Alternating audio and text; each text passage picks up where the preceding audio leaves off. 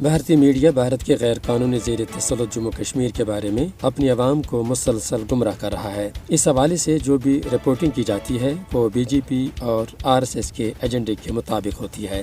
بھارتی میڈیا کشمیریوں کی جدوجہد کے بارے میں من گھڑت کہانیاں پھیلا رہا ہے اور کشمیریوں کی جائز آواز کو دہشت گردی سے تعبیر کیا جاتا ہے۔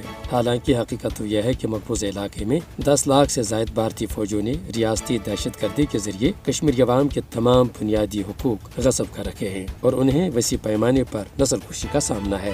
بھارتی فوج کے جنگی جرائم اور دیگر کالے کرتوتوں پر بھارتی میڈیا کی خاموشی غیر پیشہ ورانہ صحافت کی عکاس ہے۔ بھارتی میڈیا اور ہندوتوا نظریے کی حامل بی جے پی اور RSS کا یہ گٹھ جوڑ پہلے ہی تشت ازبام ہو چکا ہے۔ یہ امر قابل ذکر ہے کہ 5 اگست 2019 کے بعد سے بھارتی میڈیا ایک سوچے سمجھے منصوبے کے تحت کشمیریوں کے بارے میں انتہائی نفرت انگیز اور متعصبانہ پروپیگنڈے میں مصروف ہے اور اس متنازع خطے کے اصل حقائق کو غلط انداز میں پیش کیا جا رہا ہے۔ بھارتی میڈیا مقبوضہ جموں کشمیر میں قابض بھارتی فوج کی انسانی حقوق کی سنگین خلاف ورزیوں کی پردہ داری کرتا ہے اور ان کی ظالمانہ کارروائیوں کا تذکرہ تک نہیں کیا جاتا۔ بھارتی میڈیا بھارتی فوج کو ہیرو بنانے اور کشمیریوں کو دہشت گرد کے طور پر پیش کرنے کے لیے جعلی خبروں کا بھی سہارا لے رہا ہے۔ چند برس قبل بھارت میں ریپبلک ٹی وی کے editor in chief Arnab Goswami نے مودی سرکار اور بھارتی میڈیا کا یہ ناپاک گٹھ جوڑ بے نقاب کیا تھا۔